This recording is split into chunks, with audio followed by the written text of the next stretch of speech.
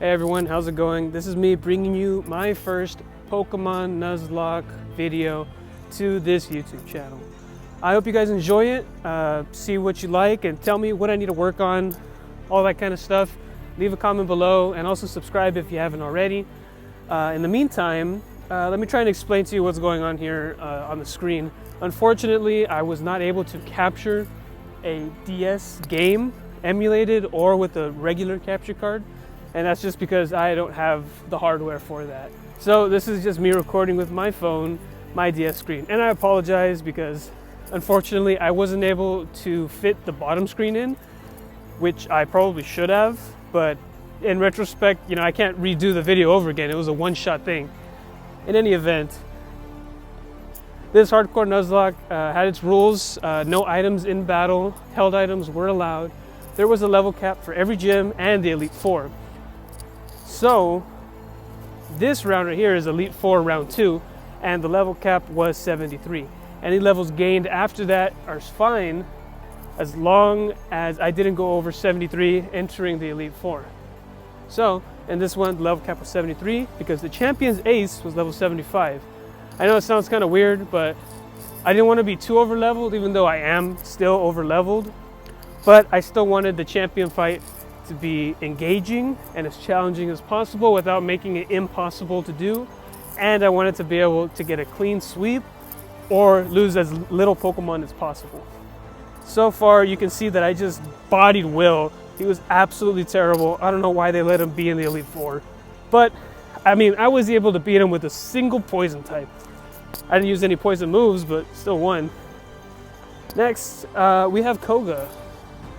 Koga is similar to Will. He didn't really have much of a challenge for me, especially because I have the MVP right here, Skarmory. I named him Stratus because it sounded cool. Now, the strategy I used with Skarmory for the entire game, as soon as I got it, was absolutely OP.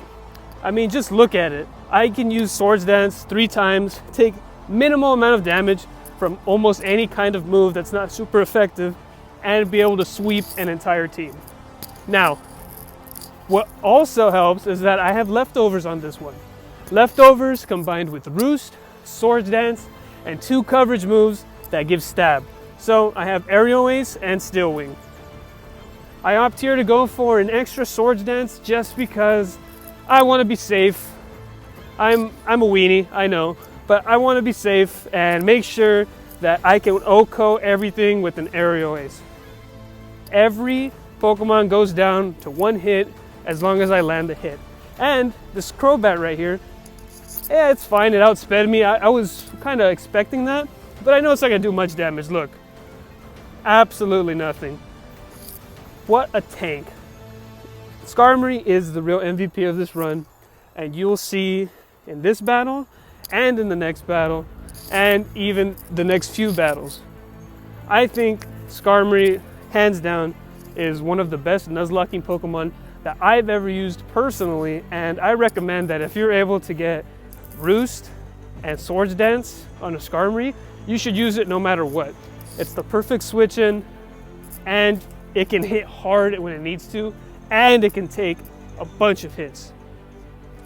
Next up, we have Bruno. Bruno, well, I don't have much to say about Bruno. Bruno is a pretty terrible Pokemon trainer. He's so limited to using only his fighting type Pokemon. And look exactly what I did here. I used the Luxray with Intimidate to lower the attack of this Hitmontop to make sure that it could not do any good damage with the crit. And you'll see right here that this Hitmontop can't do any good damage at all. Hits me with the close combat, does absolutely nothing. That leftovers brings that back, cuts it in half, and I'm able to get all my Swords Dance off and hit the Aerial Ace. And from here, it's pretty much a clean sweep. Hitmonlee goes down, Hitmonchan goes down. I feel bad for Bruno at this point. Even the big tanky Hariyama goes down without a fight. I wouldn't fight against this thing either. It's a beast. However, Lucario outspeeds me and he gets a little shot in.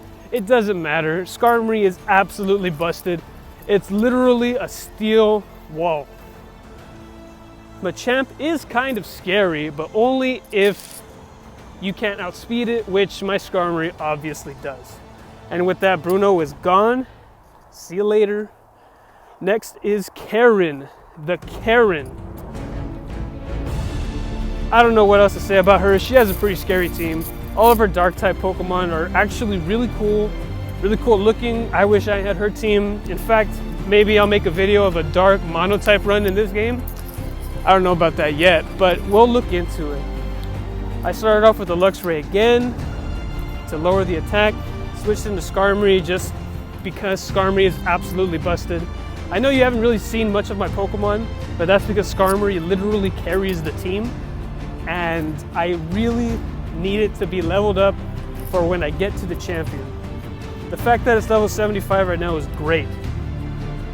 Here I opt for the switch in because there's no way I'm going to leave it in there for a flamethrower to just hit it. But here's where I mess up. I threw in a Kingdra, and this Kingdra was choice spec'd. And it wasn't supposed to be choice spec'd, so now I'm forced to switch in because I accidentally rain danced. So that was a huge mistake, but luckily the AI is just garbage and uses Nasty Plot once more, and I know I'm going to outspeed with my Nidoking. Easy dubs, see you later dude, EQ, get out of here.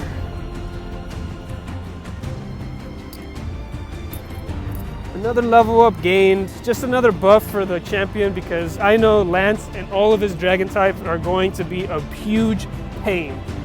Next he throws out his Absol, but I mean, you've seen already, this Nidoking has coverage moves for everything. It might get off with one detect or whatever. I mean, it's gonna die the next turn. You can only avoid death for so long. And down it goes.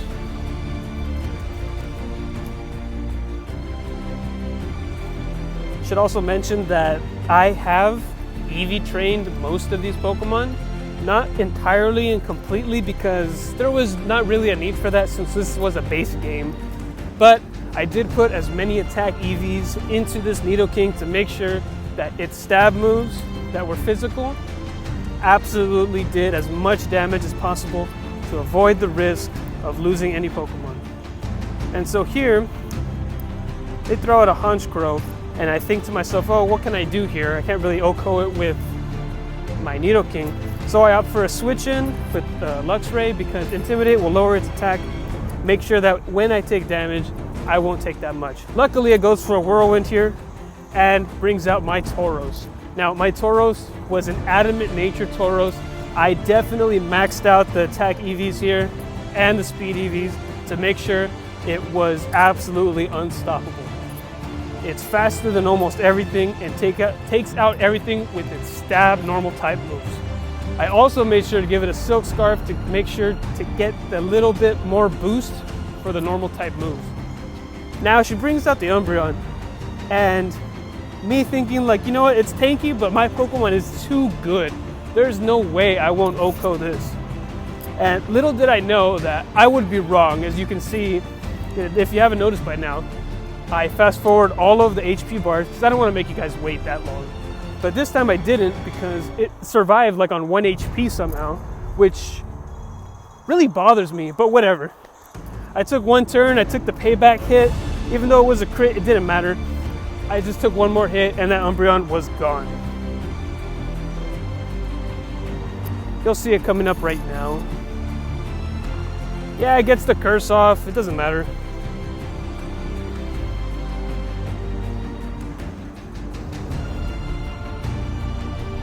There's the hit, I hit the rock climb, and it is game over. Sorry Karen, you tried your best, but you failed. My team was just too good. And finally, we make it to our champion, Lance. This guy has the most busted team of any champion I have ever seen. He has 6 Pokemon, 5 of them are dragon types, and the other one should be a dragon type, but I don't know why. He leads off with an Intimidate Saladin, so I lead off with my Intimidate Luxray. I know you're thinking, what can Luxray do? Can't do much. So I'm gonna switch it in. And here is my hero, the Relicanth. This guy literally has the most busted defense stat that I've ever seen. Almost as good as Skarmory's, but it's way up there. Now this part's a little tedious because I knew I wasn't gonna be able to one-shot it with anything since Relicanth doesn't learn Head Smash until way later. But I had Rock Slide and I was willing to duke it out with this thing. And I also had a Citrus Berry just in case Salaman's got a lucky crit or something. Luckily it didn't. And we went back and forth, back and forth, back and forth, back and forth. And at this point I was just kind of getting annoyed that I thought a Waterfall would take it out. I should have done another Rock Slide, but I opted not to. I made a mistake and I let him heal, which was also annoying. I did Waterfall again just because I was still annoyed and I thought maybe, a lucky critical hit will save me here, right? And I was wrong. Left on 1 HP and it uses Rest. This is just bad RNG at this point and poor planning on my part. Either way, we get the dub. Goodbye Salamence, 1 down, 4 to go. He throws out a Garchomp, which is scary as heck. I know this thing has Earthquake, so I gotta throw in the MVP out there. Gonna eat up that free turn. But next he uses Outrage, and I know that Skarmory is the only Pokemon that I can count on to take down a Garchomp. This Garchomp has busted stats, ground type moves, Outrage, and I think it knows Swords Dance as well. But because I threw Stratus out here, the literal GOAT Pokemon, he can eat up all these attacks and heal himself back up, and everything will be fine. And since I have all of my stat boosts, I know that I can take this thing out with an Aerial Ace and everything will be fine. But it was also important that Stratus is in when I take out this Garchomp. So that roar right there kind of threw me off. But I really needed Skarmory to be in when Garchomp went down, because I know that Lance has a dragon in the back, but it's not actually a dragon, it's Charizard. And Charizard has to be the one that comes out because he is his only fire type Pokemon. And why would the AI throw in something that won't beat my Pokemon? So I throw in my own Pokemon that can beat his. He gives me the Flamethrower, and of course my Kingdra is going to eat that up because it is a fish and these fish are better than fire. I go ahead and use Rain Dance, and this time I promise I did not leave the choice specs on this Pokemon. In fact, I gave it the berry that reduces the super effectiveness of dragon type moves, expecting Charizard to use Dragon Claw or something. Instead I went for that Air Slash and kind of caught me off guard. I thought I was going to die to crit or something, but luckily I was fine. I used Surf, got it out there. I have the Rain Dance set up. I have Swift Swim on this Kingdra. I should outspeed anything that Lance decides to throw at me. And luckily, this Kingdra has Ice Beam. Ice Beam, 4 times super effective on this Altaria. The Altaria does not have a chance. There is no way it was going to be able to do any damage to me. Now I know he still has his Dragonite in the back, and that's the one that scares me. That thing will either sweep my team or take out one of my mons, and I don't want to lose anyone because I still have a red battle after this. So I use Ice Beam and I take it out in one shot. 4 times super effective. The poor Dragonite didn't have a chance. Now, at this point I kind of forgot who he had left, but he still had Gyarados in his back pocket, and I think to myself, well, I have the perfect counter for this, and if anything goes wrong, I have the Intimidate from Luxray to make sure that no one else dies to 1 hit. So, throw the Luxray, get that Intimidate off, and surprisingly, the Gyarados opts to use Thunder Wave, which for some reason this water flying type can learn. I don't know how he paralyzes me with his Thunder Wave that he emits from his fins, but whatever. I don't need the paralysis because, you know, Luxray just doesn't care. Literally doesn't care. I named him Simba because, you know, Lion King, and it just works. You know, paralysis doesn't phase us. It's a one-hit KO, the last Pokemon of Lance's, and with that, we have beaten the Elite Four. Round 2, I had no deaths, and we didn't really have that many close calls either. In fact, it seemed kind of easy for me. So maybe I think I'm going to decide to do a ROM hack of a game next. If not, I think we'll continue doing more of these normal series of Pokemon games where I just enforce hardcore Nuzlocke rules, and hopefully you guys will love to see that. Here we are showing my final team. They were all great. I love them so much. I really grew a bond with them. I'm really sad about the Pokemon that we lost along the way, but it's for the best, right? I mean, because we won. All of them hold a special place in my heart, and I will never forget them. Especially you, Stratus. You are the MVP.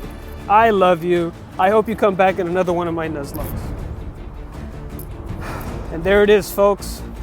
If you enjoyed watching, please like and subscribe. Leave a comment if there's anything you'd like to suggest me to do, or just plain out tell me how good I did or how bad I did, what I could have done better as far as the video goes and as far as my gameplay goes. Thank you so much for watching. I hope you come back and watch again.